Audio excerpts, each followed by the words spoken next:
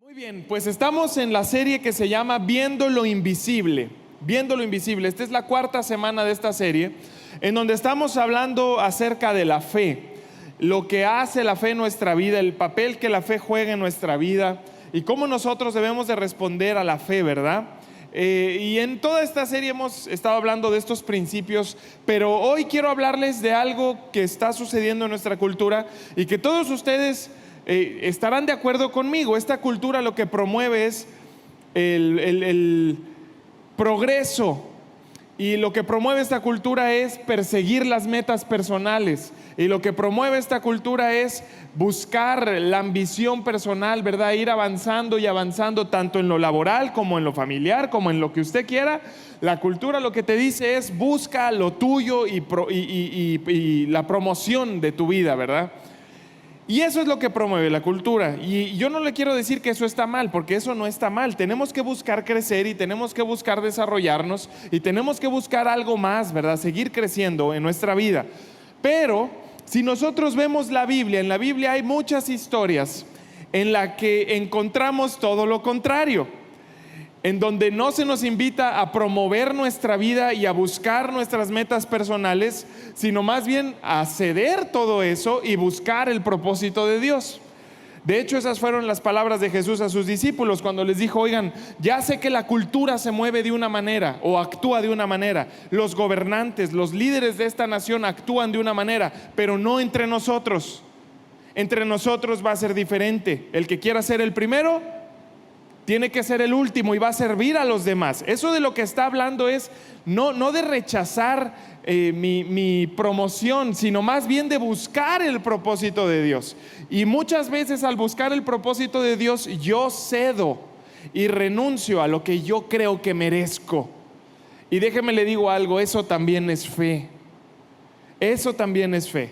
Entonces generalmente asociamos la fe, aquí viene la pantalla, generalmente asociamos la fe con conquista, con avance y con victoria, ¿verdad que sí? De hecho, la mayoría de los mensajes que predicamos acerca de la fe o que escuchamos acerca de la fe está relacionado con esto.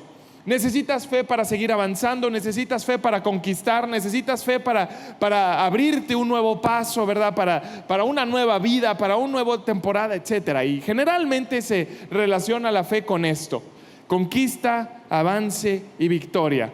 Muy pocas veces la fe se relaciona con esto: rendición, renuncia o ceder. Muy pocas veces. Y déjeme le digo algo, hoy el mensaje del día de hoy tiene que ver con esto. Y sé que no es un mensaje quizá muy popular, y sé que quizá la mayoría de las veces que usted ha escuchado un mensaje acerca de fe no ha escuchado esto, pero es importante que aprendamos esta lección el día de hoy, porque puede bendecir nuestra vida. Y seguramente si nosotros aplicamos lo que vamos a aprender el día de hoy, no solamente va a bendecir nuestra vida, sino va a bendecir la vida de nuestras generaciones, de mis hijos y los hijos de mis hijos y los hijos de sus hijos, y así nos vamos. ¿Sale?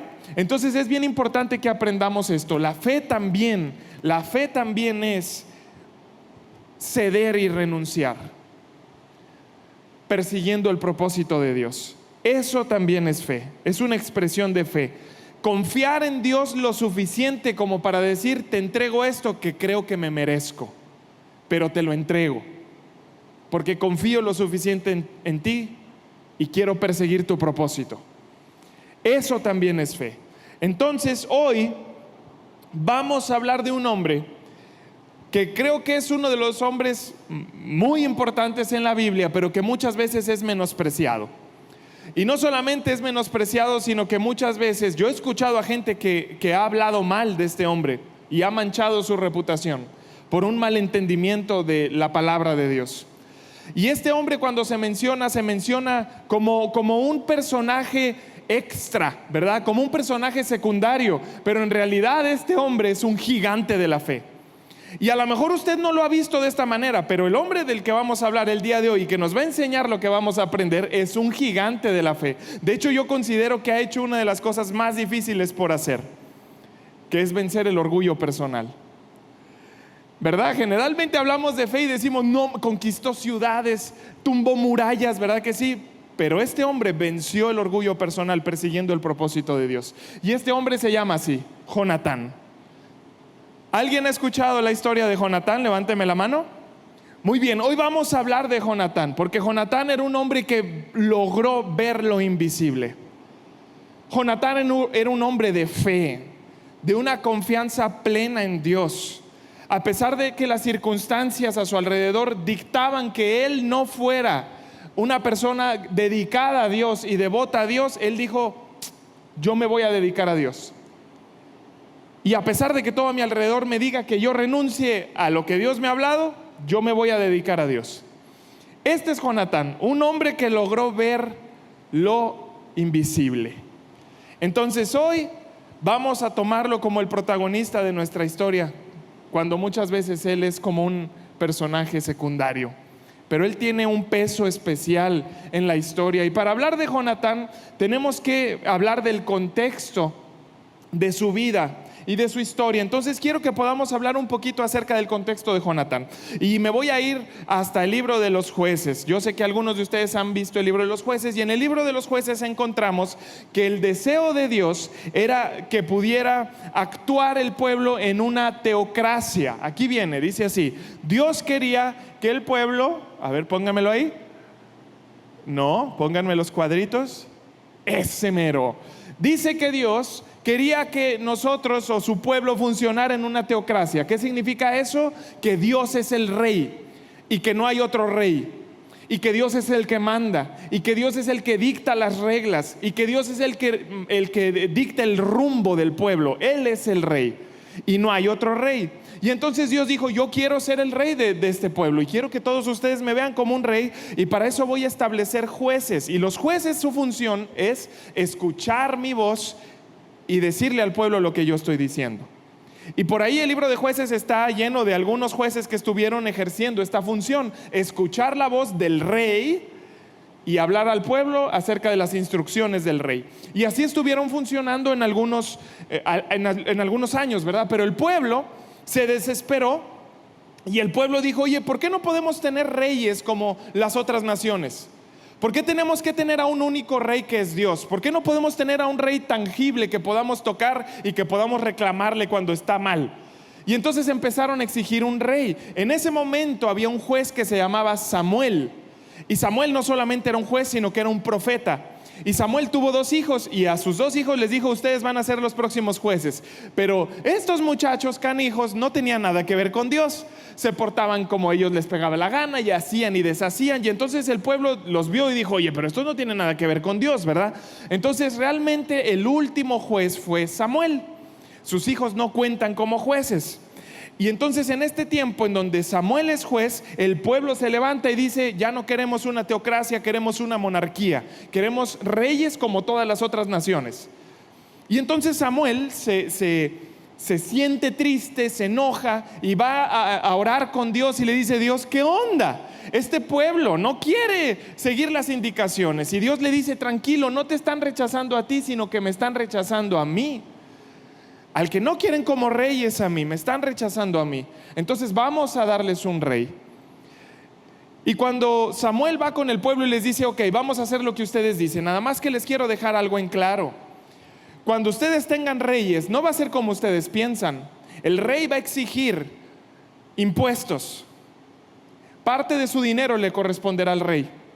Los hijos que ustedes tengan van a tener que ir a pelear las batallas del rey.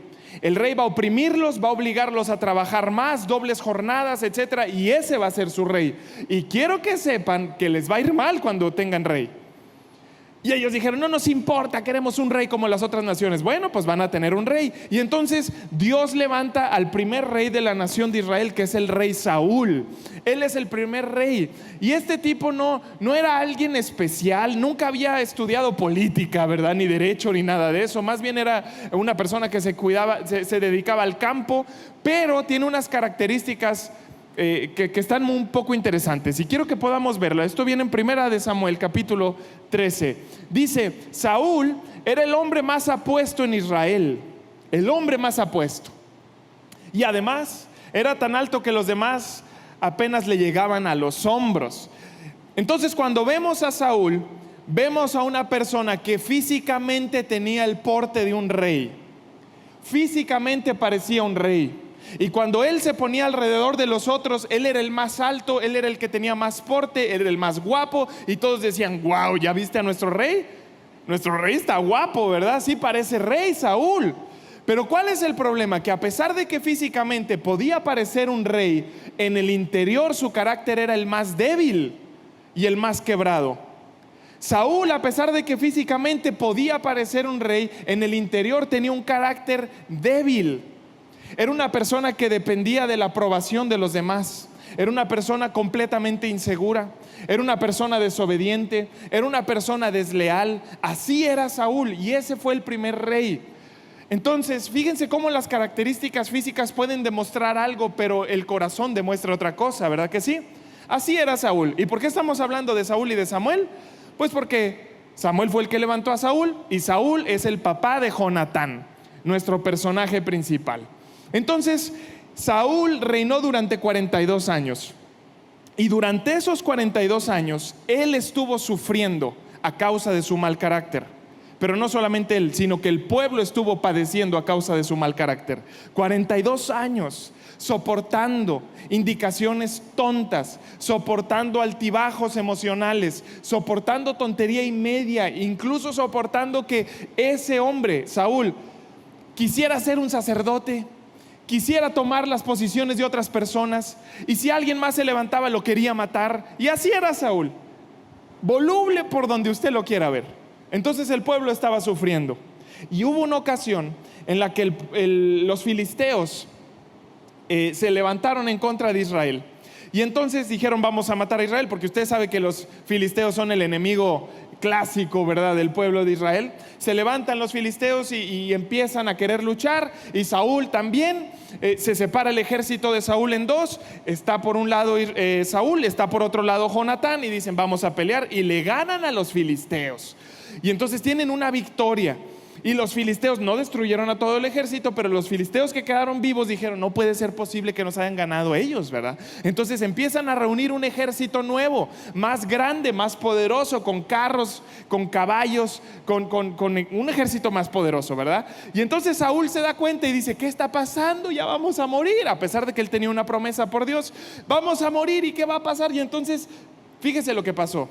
Primera de Samuel, capítulo 13, verso 6. Dice que los hombres de Israel vieron el gran aprieto en el que se encontraban, y como estaban fuertemente presionados por el enemigo, trataron de esconderse, siguiente verso, en cuevas, matorrales, rocas, hoyos y cisternas. Después de una victoria, estaban escondidos y temerosos, incluido Saúl. Después de que Dios les había entregado una victoria, se refleja el carácter del rey aquí. Tengo miedo, estoy escondido y no creo las promesas de Dios. Y aquí estaba Saúl, ¿verdad?, batallando. ¿Y qué vamos a hacer con el ejército que está creciendo? En este momento en especial sale otra vez Samuel, el profeta y juez Samuel, y le dice a Saúl: Saúl, tranquilo, hombre, no te agüites, ¿verdad? No te asustes. Lo que tienes que hacer es esperarme 7 días. Ya sé que el ejército ahí está esperándote para matarte, pero me tienes que esperar 7 días. Y al 7º día yo voy a venir, y yo voy a sacrificar una ofrenda quemada para Dios, y Dios te va a dar la victoria. Pues bueno, 7 días, ¿no? Entonces pasa el primer día y Saúl está: no, hombre, ya está el ejército y cada vez crece más, ¿y qué vamos a hacer? Y pasa el segundo día y también desesperación de él. No confiaba en lo que le habían dicho. Tercero, cuarto, quinto, sexto, 7º día, y Saúl ya está hasta acá, ¿verdad? Y entonces, ¿sabe qué fue lo que hizo Saúl? Dijo: yo no voy a andar esperando a Samuel, yo mismo voy a ofrecer la ofrenda a Dios. ¿Y sabe qué era eso? Es una sentencia de muerte, porque Dios había establecido que los únicos que pueden hacer sacrificios para él son los sacerdotes. Y entonces Saúl, ¿sabe qué fue lo que hizo? A mí me vale lo que haya establecido Dios, yo voy a hacerle sacrificios para vencer esta guerra.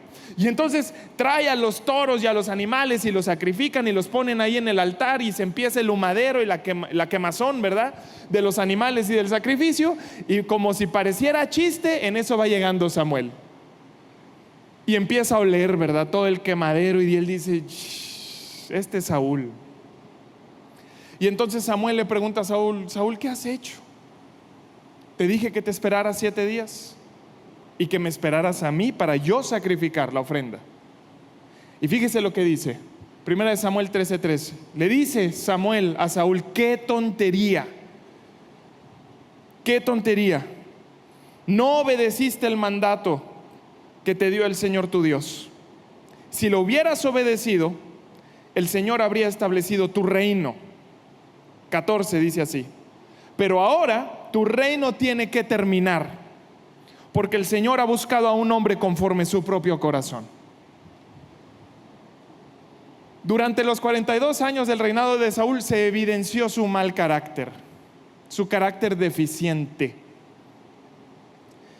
Y por su desobediencia llega un momento en que Dios dice: ¿sabes qué? Ya, se corta esto. Si tenías planes para el futuro, si tenías planes para tus hijos como los próximos reyes, para tus nietos, se acabó. Me voy a buscar un hombre conforme a mi corazón. Y Dios ya tenía un hombre conforme a su corazón. ¿Sabe quién era? David, ¿verdad que sí? Pero bueno, después vamos a hablar de David. Entonces aquí se está evidenciando el mal carácter de este rey. Pero en todo este oscuro evento, en donde estamos viendo que un hombre inseguro, un hombre que necesita la aprobación de los demás, escucha a Dios decirle: para mí estás rechazado. Imagínense cómo se sintió Saúl en ese momento. Pero ¿qué lo llevó a ese punto? Su desobediencia, su mal carácter, un carácter deficiente. A pesar de que por afuera parecía el rey y parecía el más apto, por adentro estaba perdido.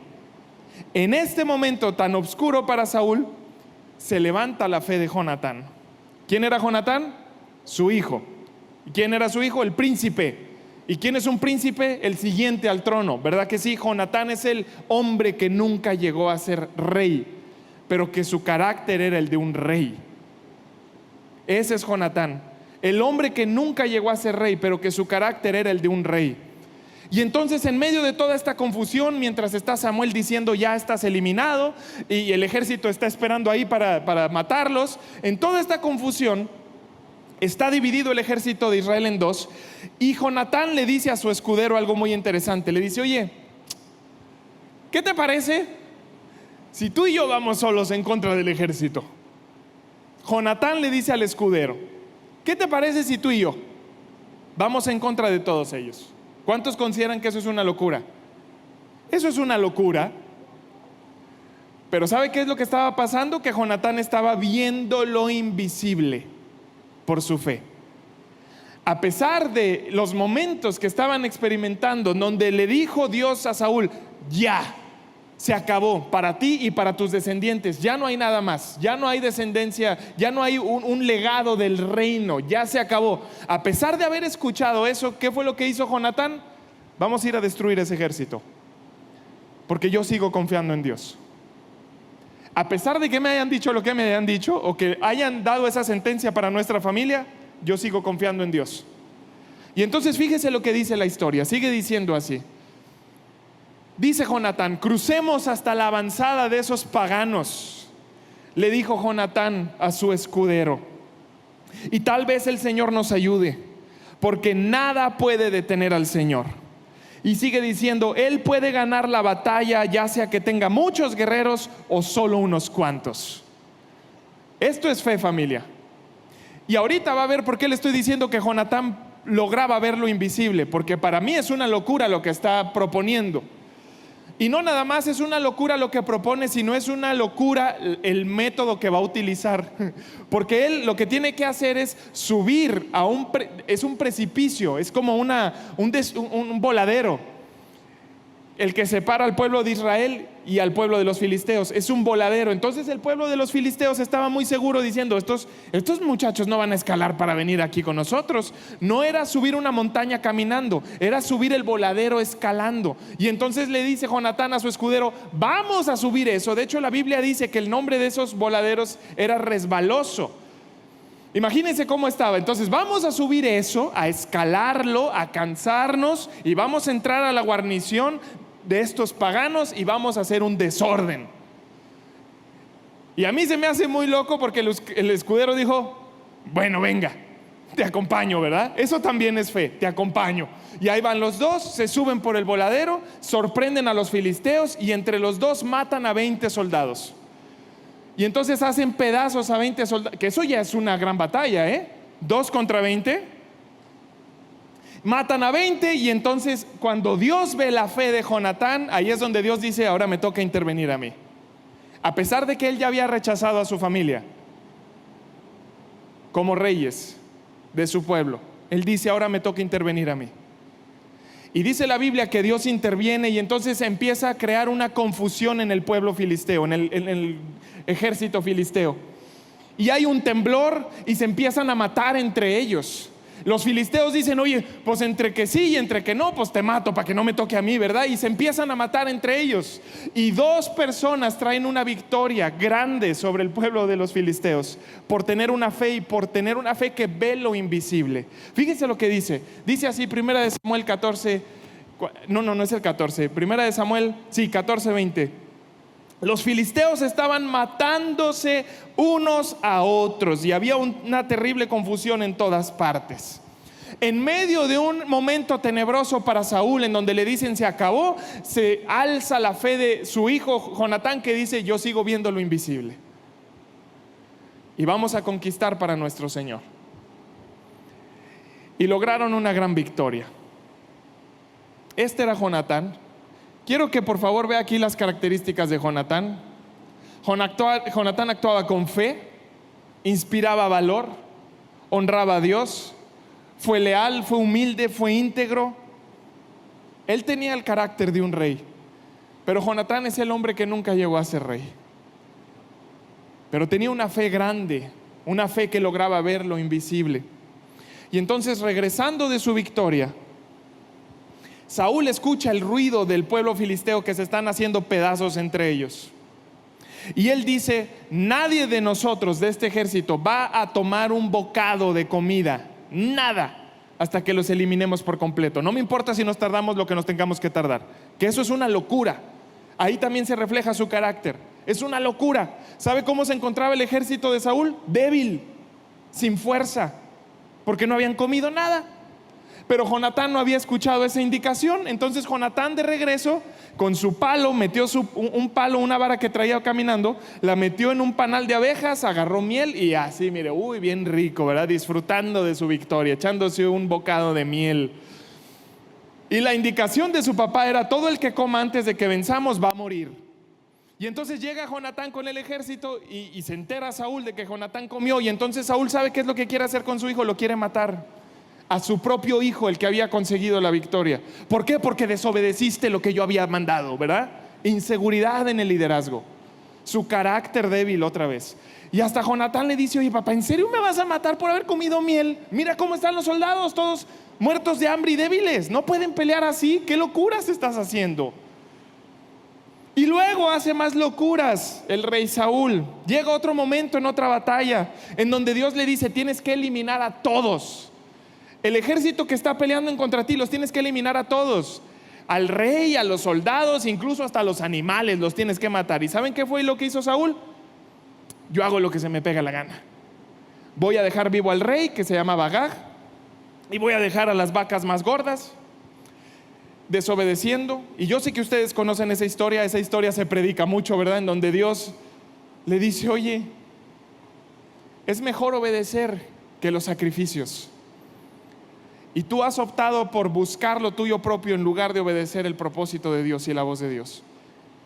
Otra vez, tú no sirves para rey. Físicamente el porte de un rey, pero por adentro nada que ver. Pero Jonatán era todo lo contrario.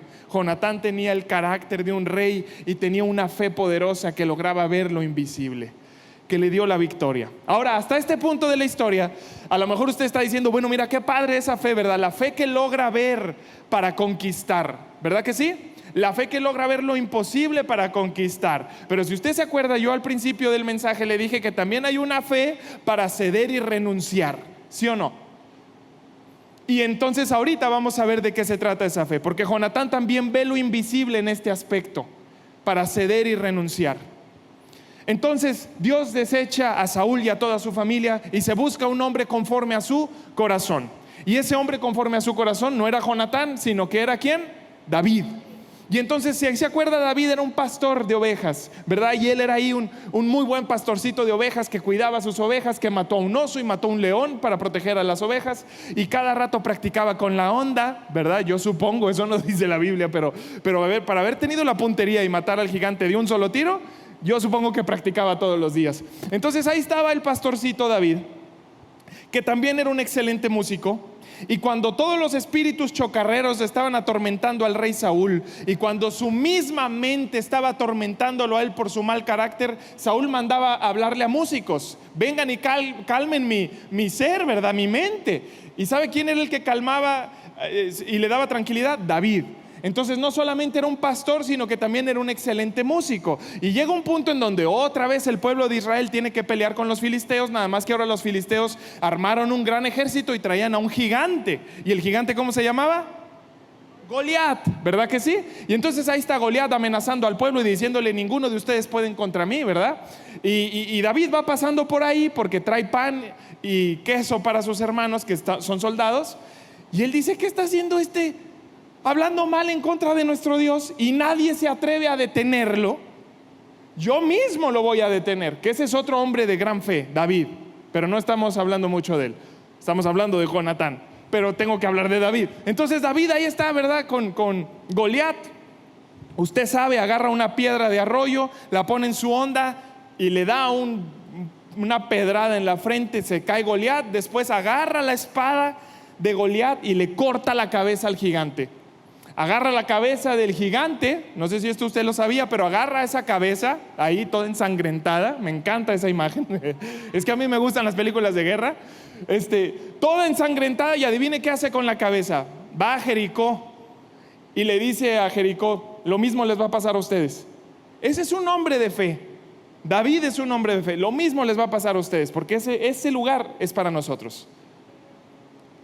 Y entonces esta gran victoria para David lo lleva al palacio. ¿Por qué? Porque Saúl dice: el que mate a ese gigante le voy a dar a mi propia hija para que se case. Entonces el pastorcito y músico, que después se convirtió en soldado, ahora se convirtió en el esposo de la hija del rey Saúl. Por lo tanto era cuñado ¿de quién? De Jonatán. Entonces Jonatán y David en el palacio, porque ya David vivía en el palacio, empiezan a tener muchas conversaciones entre ellos y empieza una amistad entre ellos. Y ahí es donde Jonatán ve lo invisible. Nadie le dijo. Su fe lo llevó a ver lo invisible, y Jonatán se da cuenta de que Dios está levantando a David como el próximo rey. Él se da cuenta. ¿Quién era el que merecía el trono? Jonatán. ¿Pero a quién estaba levantando Dios? A David.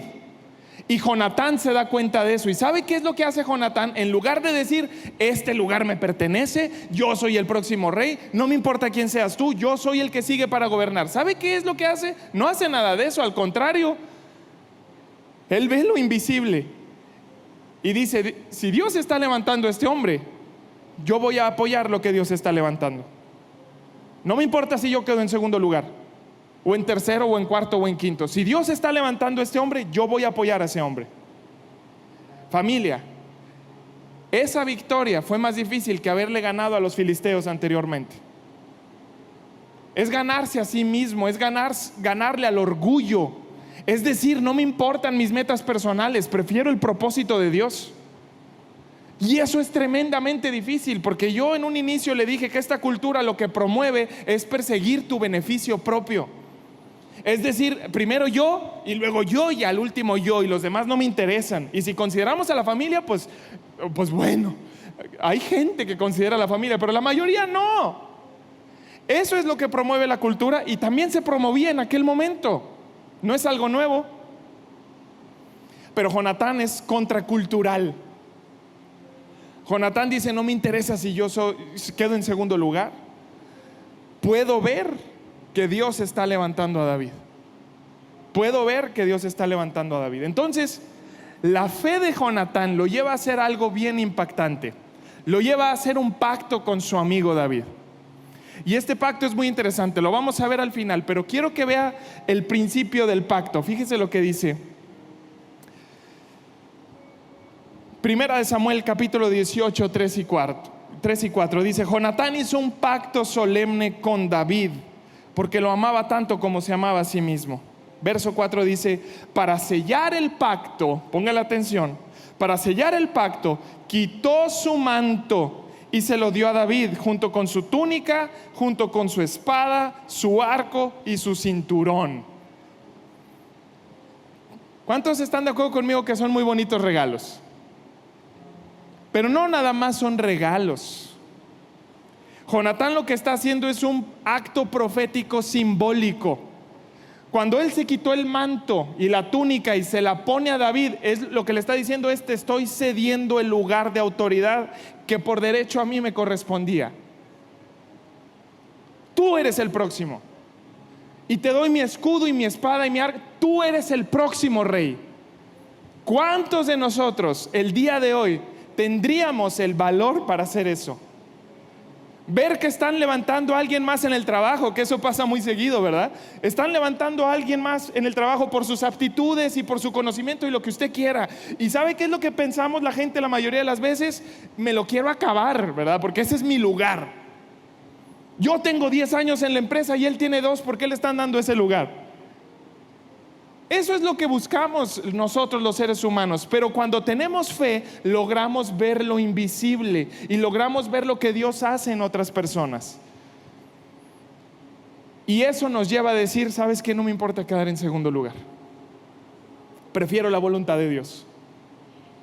Y Jonatán hizo eso. ¡Wow! Esto es una gran victoria. Yo, que soy cristiano de toda la vida, soy humano y hombre. Y esto para mí es bien complicado. Ceder lo que yo creo que es mío y dárselo a alguien más, eso requiere fe. Eso requiere ver lo invisible. Y hace un pacto Jonatán con David. Y esto está impresionante. Estos son los regalos, los emblemas del derecho al trono. Tú eres el próximo rey, no soy yo.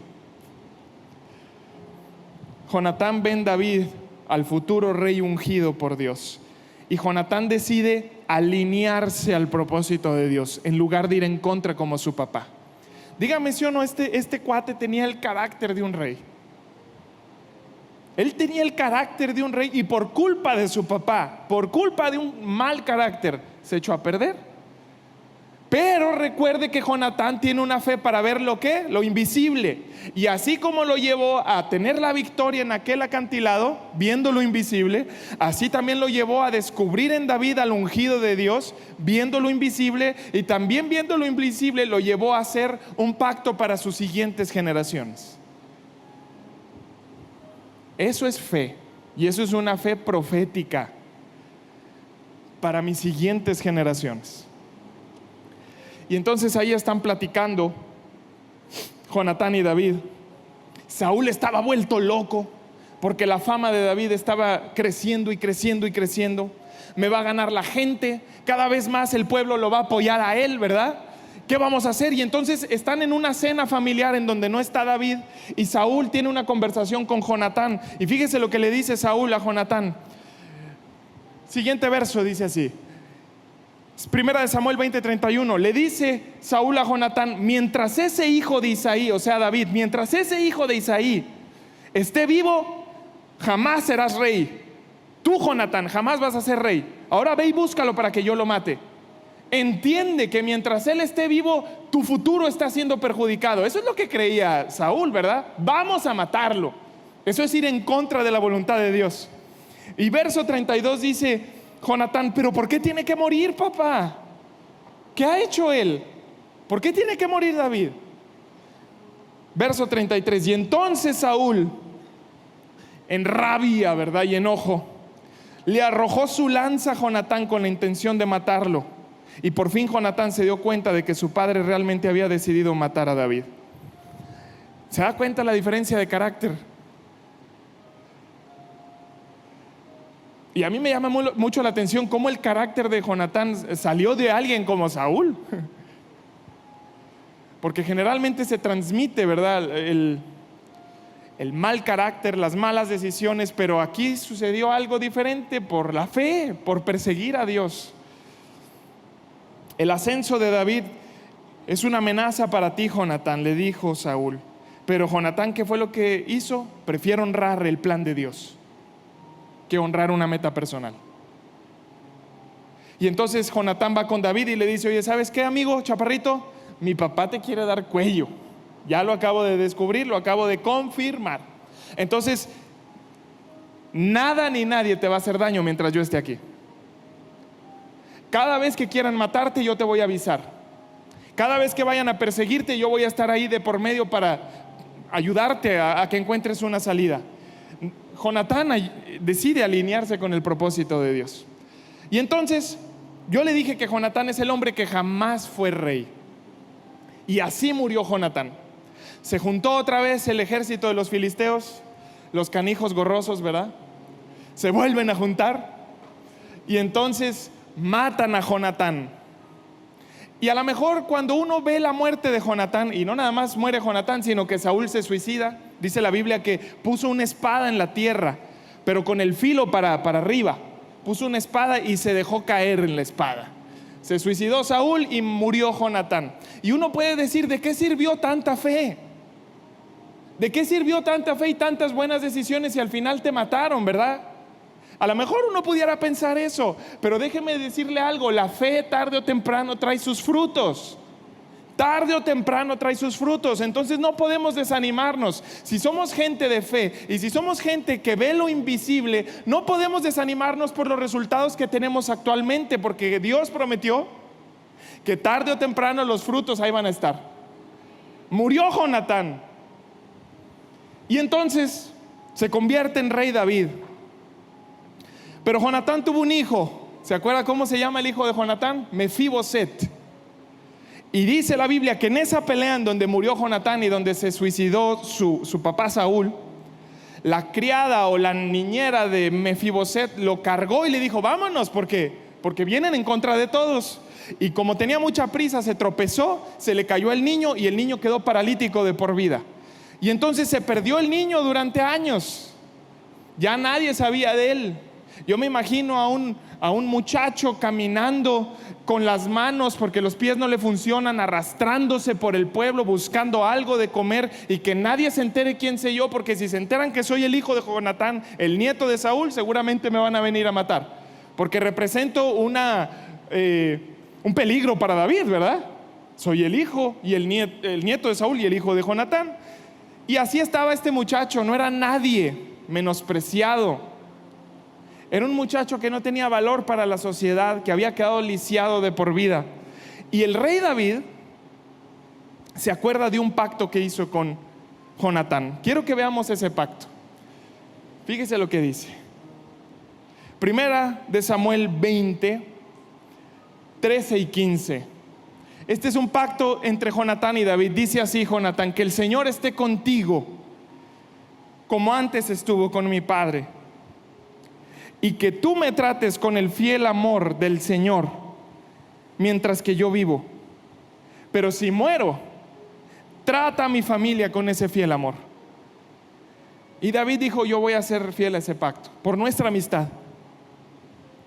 Y entonces, en un momento, cuando David ya es rey, empieza a preguntar: oigan, ¿alguien sabe si queda alguien vivo de la familia de Jonatán? ¿Alguien sabe si por ahí hay algún hijo o alguien, verdad? Y por ahí le llega el chisme y le dicen: sí, su hijo Mefiboset está vivo. Y David le dice: tráiganmelo para acá. Y entonces traen al pobre lisiado Mefiboset. Yo me imagino que él estaba muerto de miedo, ¿verdad? Te están mandando al palacio, ya le van a dar cuello. Y estoy seguro que él iba con miedo, iba con incertidumbre: ¿qué es lo que va a pasar? Por fin me van a matar, por fin me va a llegar la desgracia de mi familia por culpa de mi abuelo, ¿verdad? ¿Y sabe qué es lo que pasa? Pasa todo lo contrario. David honra el pacto con su amigo Jonatán.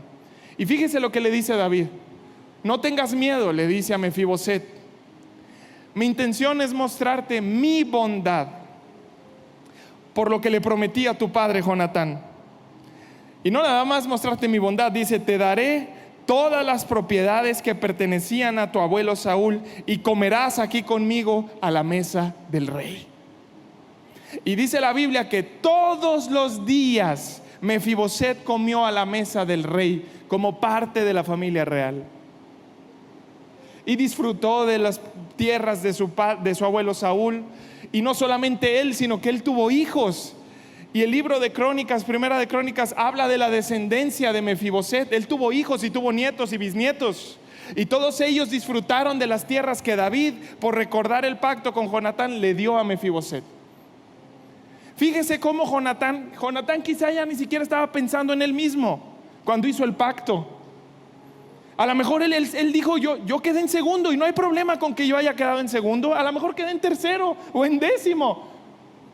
Pero David, trata a mi familia con el amor de Dios. Vamos a hacer ese pacto.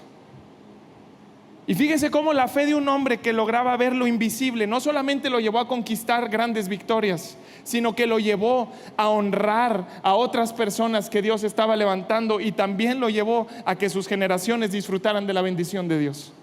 La fe de Jonatán. Déjeme le digo algo. A nosotros se nos complica mucho ver lo invisible, ¿verdad? De hecho, el mismo nombre está medio complicado, viendo lo invisible. Para eso es la fe, para ver lo invisible. Y nosotros hemos hecho tanto daño a la gente. Nosotros, y me incluyo yo, le hemos hecho tanto daño a la gente por no ver lo que Dios ve en ellos.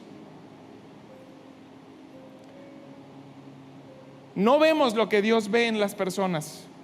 No vemos lo que Dios está produciendo en la gente, y les hacemos daño y los menospreciamos y buscamos una posición mejor nosotros, ¿verdad? Y que Él se quede allá apachurrado.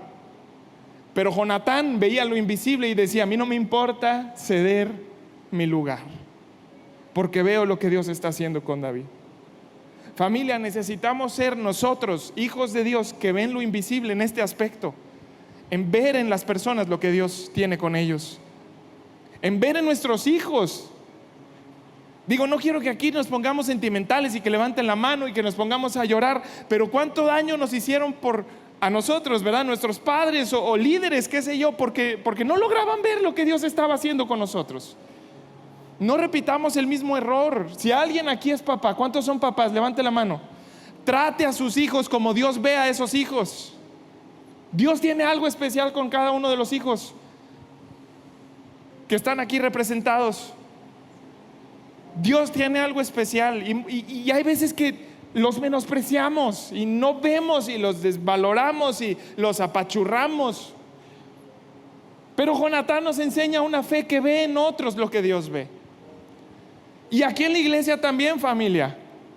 No quiero hablar de Monte Sión, quiero hablar de la iglesia en general. La iglesia en general. ¿Sabe qué? En la iglesia en general se mueve mucho ego. No le estoy diciendo algo que usted no sepa.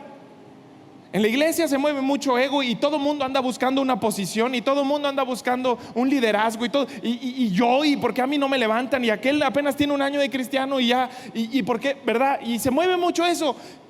¿Qué le parece si nosotros somos esa gente que dice, cuando ves a alguien que Dios está levantando, que digas: venga, qué bueno! Qué bueno que Dios lo está levantando. Prefiero alinearme al propósito de Dios que ir en contra. En mi familia prefiero alinearme, bendecir a mis hijos, bendecir a mi esposa, los que son esposas, bendecir a su esposo, y decir: quiero ver lo que Dios ve en ti, porque si sigo viendo lo que yo veo, te voy a seguir menospreciando. Si sigo viendo lo que mis ojos naturales pueden ver, voy a querer seguir siendo yo el primer lugar. Pero si tenemos fe como la de Jonatán, que logra ver lo invisible, vamos a ver en otros lo que Dios está haciendo, y vamos a apoyarlos, y vamos a levantarlos, y vamos a decir: venga, yo apoyo el propósito de Dios. No me importa si quedo en segundo o en tercero o en cuarto o en quinto lugar. Quiero ser un hombre de fe, y quiero que por mi fe y por establecer un pacto con Dios en donde yo persigo su propósito y honro su propósito, mis generaciones sean bendecidas. Y yo quiero que usted sea igual, que usted diga: Dios, decido alinearme a tu propósito, no nada más pensando en mí para yo salir beneficiado, sino pensando en mis hijos, y pensando en mis nietos, y en mis bisnietos, y en los hijos de mis bisnietos. Eso es una fe que logra ver lo invisible. Y hasta el día de hoy el legado de Jonatán está presente. Ese hombre que muchas veces es menospreciado, muchas veces es catalogado como algo que no es, y tratan de desprestigiarlo, ¿verdad? Manchar su nombre. Ese hombre realmente tiene un legado poderoso que sigue impactando a nuestra generación el día de hoy. Un hombre que ve lo invisible. Qué gran lección de Jonatán, ¿verdad? ¿Cómo seríamos nosotros si tuviéramos ese tipo de fe? Le voy a leer algo. Tu fe hoy, la fe que siembres el día de hoy, puede abrir mesas de misericordia para tus hijos el día de mañana. Tu fe el día de hoy puede abrir mesas de misericordia para tus hijos el día de mañana. Esa es la fe de Jonatán. Ya no pienso en mí, pienso en ellos. Tu fidelidad a los propósitos de Dios puede convertirse en la cobertura y en el favor para tu casa. Eso que tanto estamos buscando, ¿verdad? La fe de Jonatán no lo llevó al trono, pero sí llevó a su hijo a la mesa del rey. Eso es ver lo invisible. Entonces, familia, la fe que ve lo invisible siembra para lo eterno. Quiero preguntarle algo. ¿Cuántos están dispuestos a construir una fe así? Levánteme la mano. ¿Cuántos están dispuestos a decir, sabes que ya no me importa, perseguir mis deseos y mis metas personales? Está bien, tenemos que tener un objetivo en la vida, pero es más importante el propósito de Dios para mí. Y si el propósito de Dios para mí quizá va en contra de mis metas personales, no me importa. Yo voy a perseguir el propósito de Dios. Y estoy seguro que sembrando esa fe, mis generaciones van a ser bendecidas en el nombre de Jesús. Ese es el legado de Jonatán. Dígame, ¿sí o no es un gigante de la fe este hombre? Y muchas veces ni lo consideramos. Es un gigante de la fe, Jonatán. Quiero pedirle un favor, acompáñeme poniéndose de pie. Antes de orar, quiero hacerle unas preguntas. Quiero hacerte unas preguntas. Esto nada más es como para saber en dónde estamos parados, ¿verdad?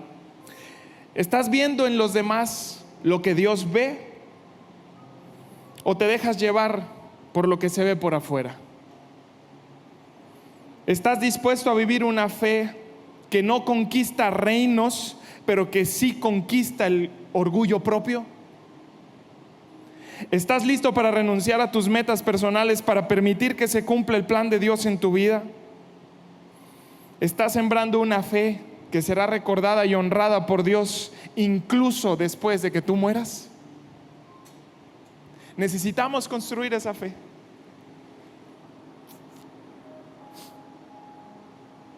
Necesitamos construir esa fe. ¿Sabe por qué me impacta mucho este ejemplo de Jonatán? Porque pienso en mis hijos.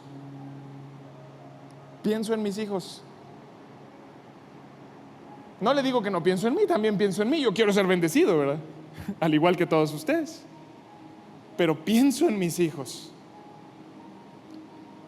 Y entonces eso me motiva a decir, tengo que sembrar. Y quizá puede ser posible, y yo no estoy en contra de eso, y no me voy a enojar si sucede. Quizá no logro ver el fruto mientras yo estoy vivo. Puede ser. No estoy peleado con esa idea, pero estoy seguro que tarde y temprano el fruto va a hacerse una realidad. Y si le llega a mis hijos, gloria a Dios. Y si le llega a mis nietos, gloria a Dios también. Y así en cada una de nuestras generaciones. Necesitamos esa fe. Amén. Así que le pido por favor, cierre sus ojos. Y yo voy a orar por ustedes. Gracias, Dios, por tu palabra en esta tarde. Gracias, Señor, porque tú eres fiel. Y en tu palabra encontramos, Señor, tu protección, tu dirección, el plan que tienes para cada uno de nosotros. Y Dios, a través de la historia de Jonatán, el hombre que veía lo invisible, el día de hoy hemos aprendido acerca de una fe poderosa que impacta a nuestras generaciones. Y Padre, el día de hoy te pedimos que nos ayudes a construir ese tipo de fe. Ya no queremos estar peleándonos, Señor, con la gente a nuestro alrededor, buscando una posición, buscando un lugar. Ya no queremos estar haciéndole daño a los miembros de nuestra familia. Ya no queremos estar lastimando y menospreciando a otras personas, incluso en la iglesia. El día de hoy decidimos alinearnos a tu propósito, incluso si tu propósito es que nosotros quedemos en segundo lugar, porque tu propósito es más importante que nuestras metas personales. Y el día de hoy le pedimos a tu Espíritu Santo que nos ayude a construir ese tipo de fe que logra ver lo invisible. No nada más ver lo invisible para conquistar, no nada más ver lo invisible para avanzar y para conquistar nuevos terrenos y nuevas oportunidades para nuestra vida, sino ver lo invisible para ver en otros lo que tú ves en ellos, y poder ayudarlos y desarrollarlos y apoyarlos y alegrarnos juntos con ellos y decir: qué bueno, gracias a Dios, que Dios está actuando en la vida de las personas. El día de hoy te pedimos que nos ayudes a desarrollar esa fe que va a impactar a las siguientes generaciones. Esa fe que siembra el día de hoy viviendo el propósito de Dios, para que nuestros hijos y nuestros nietos vivan la bendición de Dios. Padre, el día de hoy nos alineamos a tu voluntad. El día de hoy te decimos que queremos perseguir tu propósito. Es más valioso para nosotros tu plan que nuestros propios planes. Ayúdanos a ver lo invisible. Te lo pedimos en el nombre de Jesús. Y estamos confiados que el fruto que tienes para nosotros por nuestra fe, tarde o temprano llegará y va a bendecir nuestra vida y la vida de nuestras generaciones. En el nombre de Jesús. Amén.